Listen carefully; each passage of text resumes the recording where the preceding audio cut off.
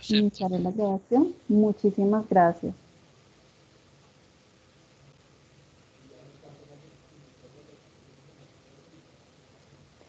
Bien, muchísimas gracias. Ya que en su mayoría han dado su aprobación para iniciar esta grabación, bueno, entonces empezamos nuestra actividad, nuestro encuentro del día de hoy.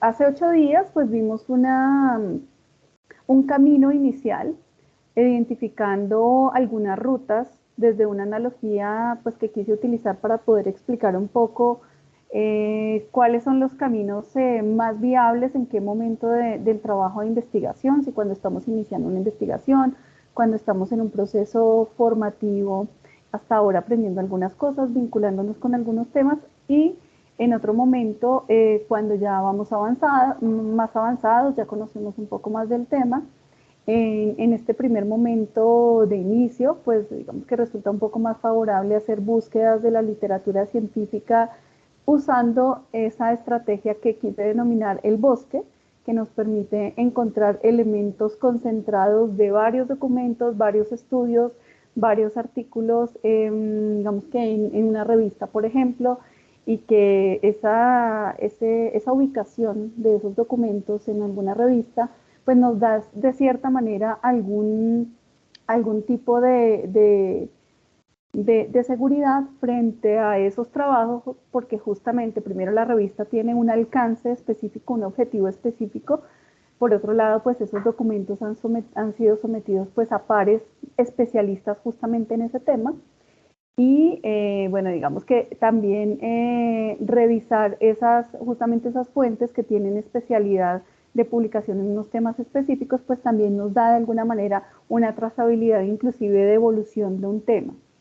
Por otro lado, hacer las búsquedas desde el árbol en un nivel inicial de alguna manera nos va a dar algunas luces, algún conocimiento, pero muy detonado de lo que se encuentra en estudios de manera pues casi que aislada, que pueden tener elementos comunes, pero pues, digamos que para un inicio pues no resulta como tan favorecedor. Cuando ya hay un estudio un poco más avanzado, en ese sentido sí pues resulta un poco más favorable abordarlo de esa manera. El día de hoy vamos a hacer un ejercicio, intenté que sea un poco más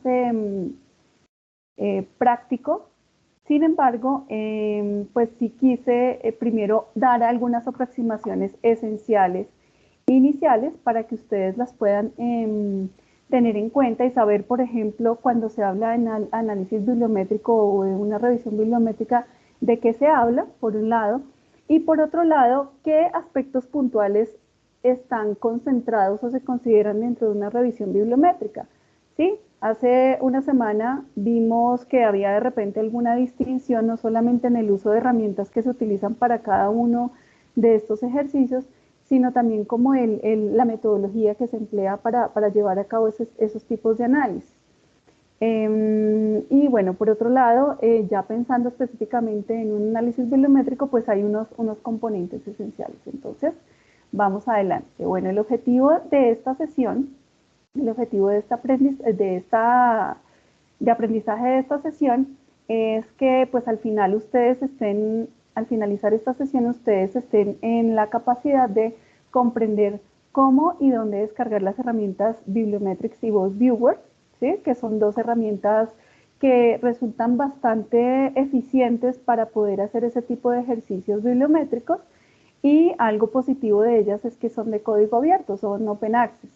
En ese sentido, pues no hay que pagar ningún tipo de licencia o no van a tener acceso a ellas de manera restringida, como sucede a veces con algunas herramientas que nos permiten descargarla, hacer uso de ellas de repente por un mes, pero ya después hay que hacer un pago por la licencia.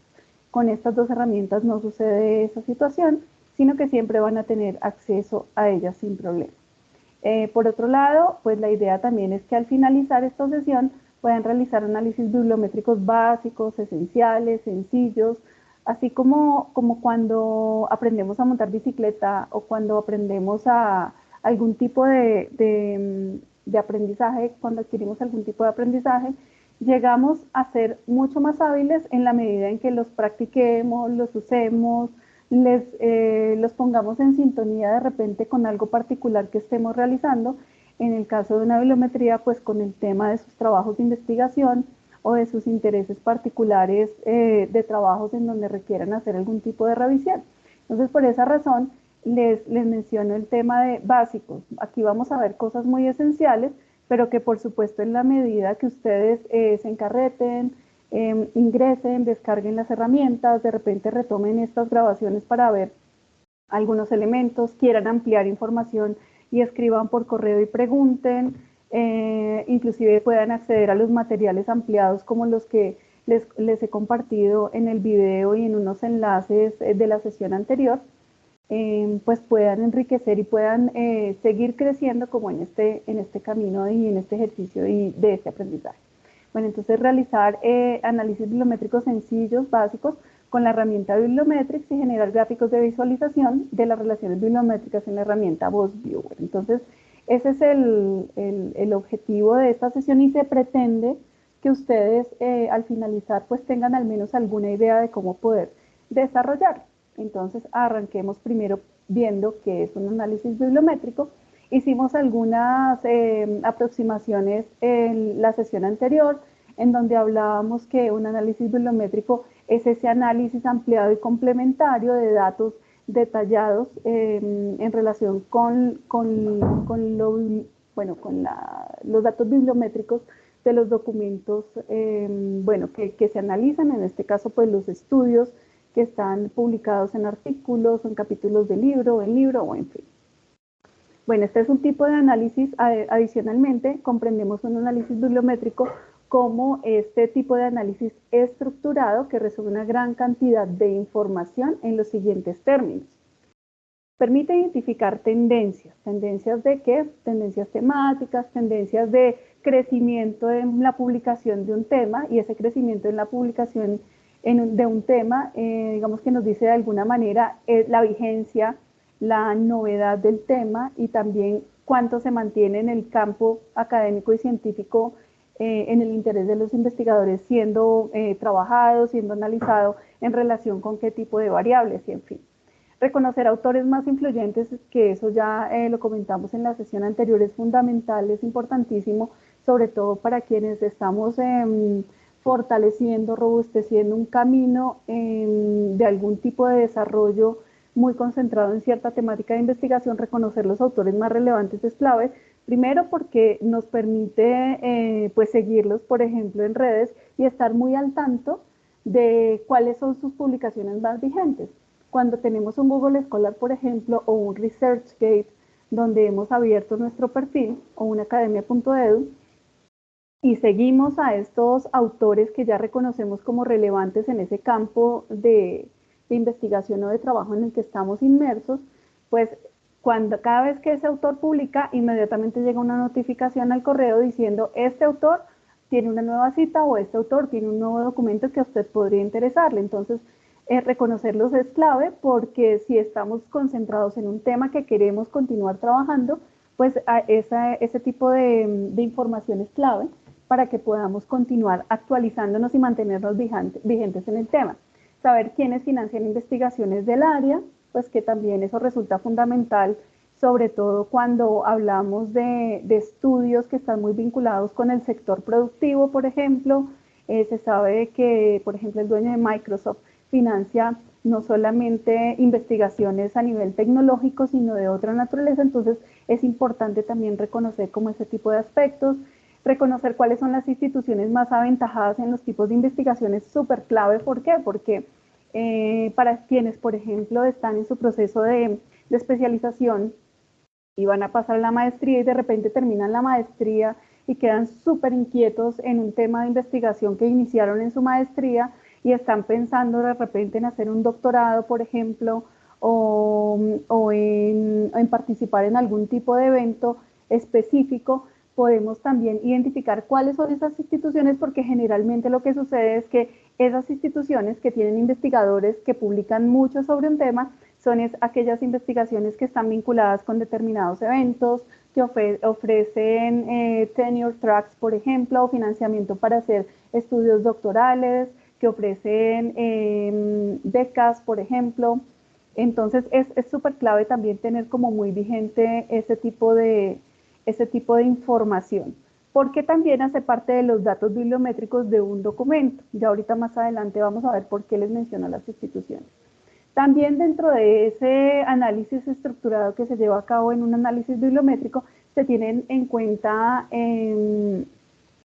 digamos que esos estudios, esa particularidad de los estudios que nos permiten identificar cuáles son esas oportunidades para estudiar, por qué espacios o a veces inclusive identificar vacíos por donde investigar o trabajos que se han iniciado y que probablemente podríamos nosotros también articularnos a ese trabajo y poder desarrollarlos y por qué no pues estar vinculados con esas investigaciones de punta. Hoy por ejemplo que hablamos de innovación tecnológica, recientemente estaba leyendo un artículo que me pasó un colega en estos días en donde están trabajando en una herramienta, justamente pensando en la educación virtual, están trabajando en una herramienta que permita automatizar a partir del Machine Learning y el procesamiento del lenguaje natural, la calificación de esos trabajos que ustedes, por ejemplo, entregan a veces en sus 3 entregas al interior de la plataforma. Entonces, es bien interesante, primero porque permite hacer un análisis relacionado, digamos que de manera muy objetiva, con el tema particular que se les solicita que trabajen y por otro lado también le ayuda al profesor en ese trabajo arduo de calificar 70, 100, 150 trabajos. Entonces, este tipo de información resulta relevante porque permite identificar investigaciones de punta que se están desarrollando y en dónde se están publicando, que ese es otro elemento importante que mencionábamos la sesión anterior, en qué revistas, cuáles son las fuentes, no solamente para poder seguirlas, hoy por hoy las revistas tienen redes sociales como Instagram, inclusive también tienen perfiles en ResearchGate, en el mismo Google Scholar, en academia.edu, las revistas también están siempre muy movidas, como que dando a conocer cuáles son las publicaciones más recientes, en el mismo Facebook también. Entonces, en ese sentido es importantísimo porque podemos estar al tanto de esa información muy reciente, muy de punta que está publicándose en esas fuentes y también al estar familiarizados con ellas, podemos inclusive apuntar a mandar nuestras publicaciones a esas fuentes. Entonces, por donde lo vean, los análisis bibliométricos nos dotan de una información totalmente importante que a veces cuando revisamos uno a uno los artículos, como que se nos va perdiendo en el tiempo. Después de haber revisado 20 artículos, si usted no ha registrado en detalle cuáles son, por ejemplo, los datos bibliométricos o bibliográficos de ese documento, cuál es el contenido, por ejemplo, frente a esas palabras clave que recogen un poco esas temáticas que se desarrollan en cada uno de los trabajos, pues casi que en el número 20, después de una lectura de 20 artículos donde usted ha ido registrando, casi que pierde un poco el hilo del tema. Un análisis bibliométrico le permite ver esa globalidad y el detalle, que eso es esencial. Bueno, y mucho más, como les decía, que es lo que les estoy comentando en este momento. ¿Cómo hacerlo? Hace 8 días hablábamos de herramientas unas que nos permiten hacer unos análisis mucho más, con datos mucho más robustos, un poco más automatizado y como que nos ahorra tiempo en ciertas cosas que a veces de manera manual pues resulta complejo, ¿no? Resulta dispendioso, de largo aliento, que, bueno, que realmente pues podríamos de hecho hacer otro tipo de aproximaciones que nos permitan también ampliar como el panorama del objeto de estudio que estamos abordando. Tenemos dos herramientas que hoy por hoy ustedes donde ingresen pueden googlearlo, pueden inclusive ver en redes, en el mismo Facebook, inclusive hay un grupo de Bibliometrics donde Ari y Cucurullo, que son los dos autores de esa herramienta, pues documentan el día a día y como todo el ejercicio académico que a lo largo de Europa, porque ellos son italianos, vienen desarrollando. Entonces, creo que es un tema súper vigente y sobre todo que para quienes estamos vinculados en la academia es de total importancia pues reconocer este tipo de ejercicios académicos y de herramientas que nos permitan también facilitar un poco nuestro trabajo y más allá de eso también verlo desde otras perspectivas.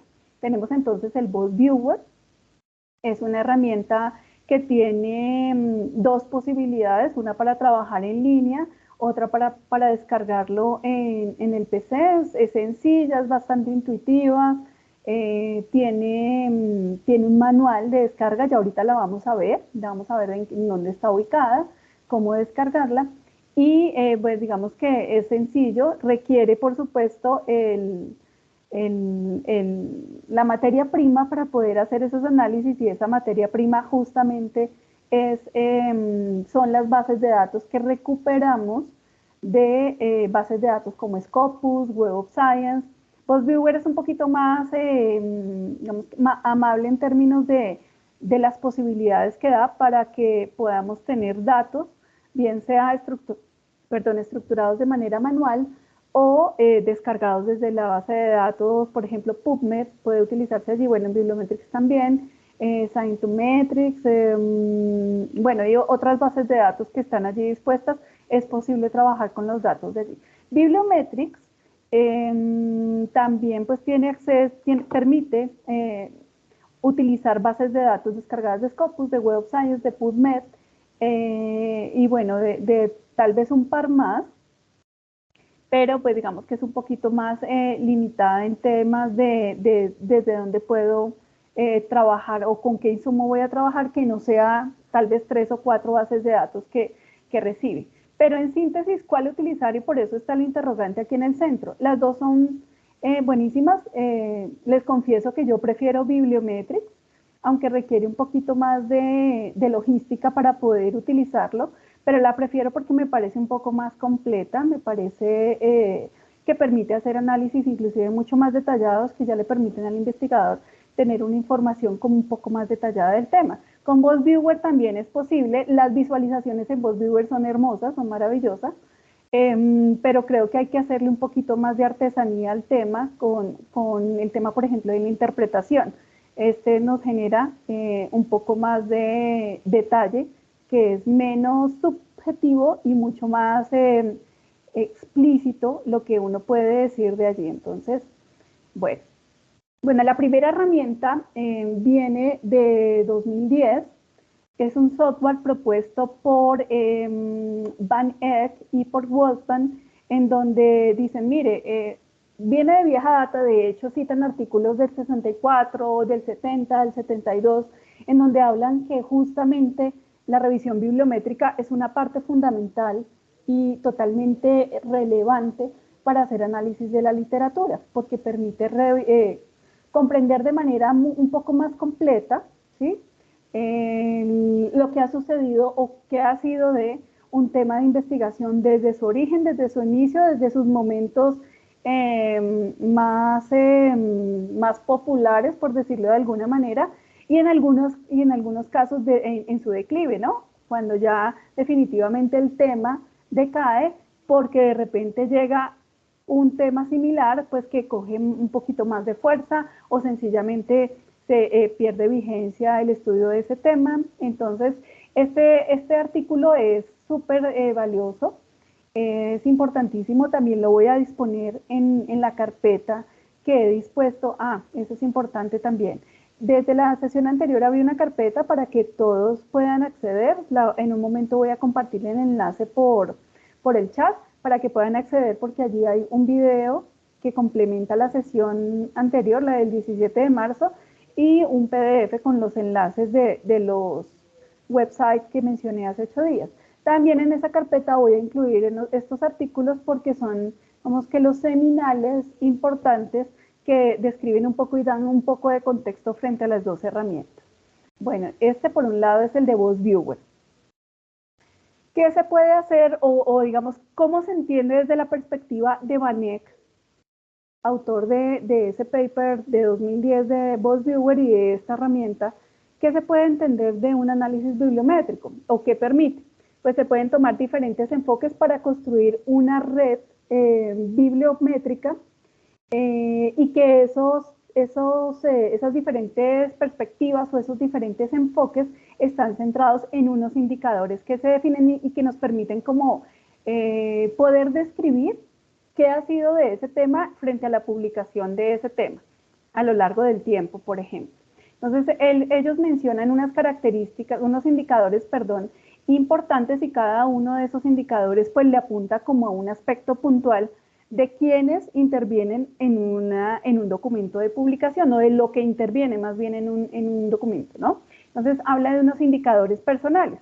Dice, hay unas características esenciales que nos permiten describir ese qué de esos indicadores personales, que nos hablan, por ejemplo, de edad de los investigadores, de sexo de los investigadores, de antecedentes personales. Esto, por ejemplo, es clave si estuviéramos haciendo un estudio de género, por ejemplo. Podríamos hablar inclusive en la misma edad, o de género de los investigadores, o de antecedentes, ¿sí?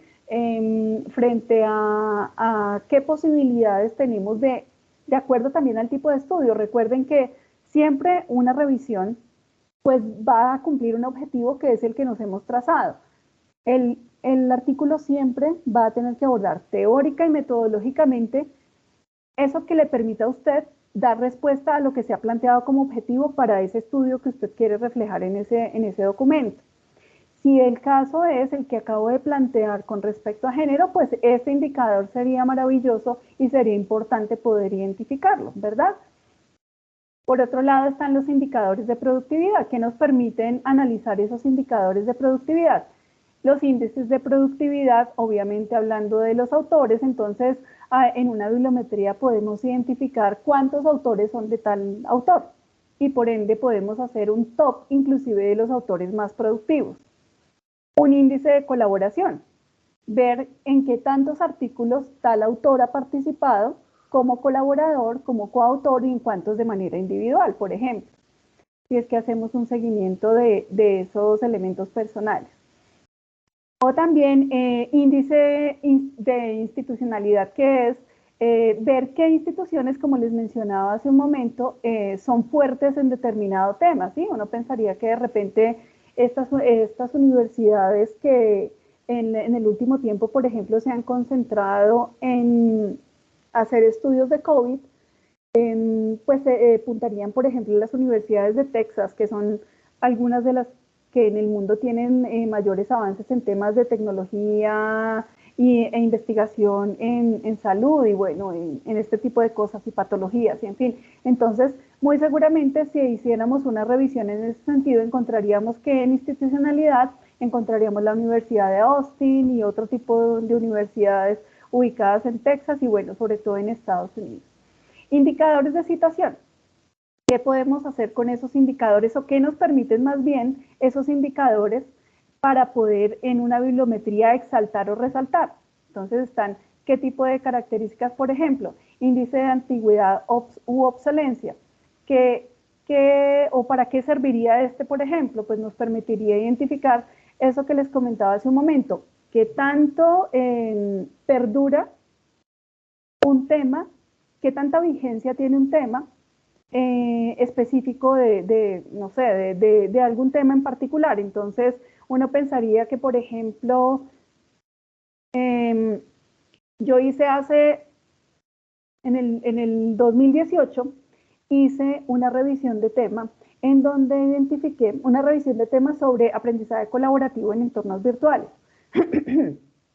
Y esa revisión demostró que hubo como que 3 momentos de ese aspecto de la colaboración, del aprendizaje colaborativo en la virtualidad, y hubo un primer momento en donde empezó a comprenderse cómo funcionaba la tecnología. En un segundo momento hubo, digamos que como un componente tecnológico para justamente fortalecer ese componente de interacción y poder permitir el trabajo colaborativo. Y hubo un tercer momento que eran las últimas publicaciones de 2012 más o menos hasta el 2018, que mostraban que ya habían pasado por un momento de revisar para qué servía la tecnología y cómo se daba ese proceso. En otro momento, el segundo, mostrar qué hacer con la tecnología para fortalecer ese proceso, y ya en un tercer momento, que era esos últimos años, poder identificar el efecto de esas metodologías y de esas tecnologías en el logro educativo y en otros aspectos como la autorregulación, como procesos muy individuales en las personas. Entonces, es bien interesante porque justamente este índice de obsolencia y antigüedad le permite a uno identificar qué tan vigente es un tema. Fíjense que en esa revisión yo pude hacer como esa identificación como de esos 3 momentos. No es que se pierda, sino que a veces es que se transforma porque llega una nueva tecnología, porque llega una nueva metodología, o inclusive porque llega un evento o un hecho que hace que se transforme todo el interés, o que se vuelque el interés. Hace unos días con unos colegas estábamos revisando justamente qué sucedía con la innovación en educación en cuanto a las publicaciones, y lo que veíamos era que los últimos 2, 3 años, que justamente fue cuando coincidió lo de la pandemia, hubo una caída con respecto a las publicaciones en innovación tecnológica, a diferencia o en contraste con los años anteriores a 2020, perdón, o sea, desde el 2019 hacia atrás. Y claro, lo que sucedió es que después, cuando sucede la pandemia, en el 2020, las fuentes, las revistas, empiezan a hacer llamados, inclusive llamados especiales, a publicar sobre temas de la pandemia en relación con la educación, en relación con todas las áreas. Entonces, hoy por hoy lo que encontramos es que inclusive hasta ahora se están todavía publicando artículos en ese tema. No es que se haya perdido o que haya desaparecido la temática, sino que hubo algo, un hecho específico que hizo que se moviera el interés un poco frente a la coyuntura de ese momento. De hecho, hoy por hoy ya se están encontrando publicaciones que están vinculando innovaciones educativas en relación con el COVID, por ejemplo, lo que sucede en el COVID, innovaciones educativas tecnológicas en relación con lo del COVID, en fin, justamente porque esa coyuntura hizo que también empezaran a movilizarse otro tipo de necesidades que condujeron a estudios específicos para solventar. Bueno, también dentro de los indicadores de citación, evidentemente, pues el factor de impacto de las revistas. Hace 8 días veíamos, por ejemplo, en Saimago JR, qué es lo que sucede con las revistas y ese factor de impacto, y por qué es que hay unas que están en verdecito que son Q1, otras que están en amarillito que son Q2, otras en naranja que son Q3 y otras que son como rojito que están en Q4. Eso tiene que ver también con qué tantos autores que tienen muchas citas publican en esas revistas, y qué tanto esos artículos que están publicados en esas revistas son muy citados. Entonces, es una cadena en donde digamos que el reconocimiento y la fuerza se da desde la citación. Por eso es que el factor de impacto y el tema de las citaciones es fundamental cuando hablamos de bibliometría, porque eso nos da de alguna manera un panorama frente a lo que sucede con investigadores, con instituciones, con revistas y con los mismos documentos, por supuesto. Índice de actualidad temática, pues que tiene que ver también qué tanto se mantiene en el tiempo ese tema en particular, qué tanto interés tiene y sobre todo por su nivel de citación, ¿no? Índice de autocitación, pues evidentemente nosotros cuando publicamos tenemos trabajos previos que pueden ser citados en nuestros nuevos documentos. Eso también es posible ser medido en un proceso de análisis bibliométrico. Y el coeficiente general de citación, que básicamente nos permite ver es como la generalidad de citaciones desde las instituciones, desde los investigadores, bueno, en fin, desde los diferentes actores que están allí, que podemos revisar y visualizar a partir de ese índice de citas.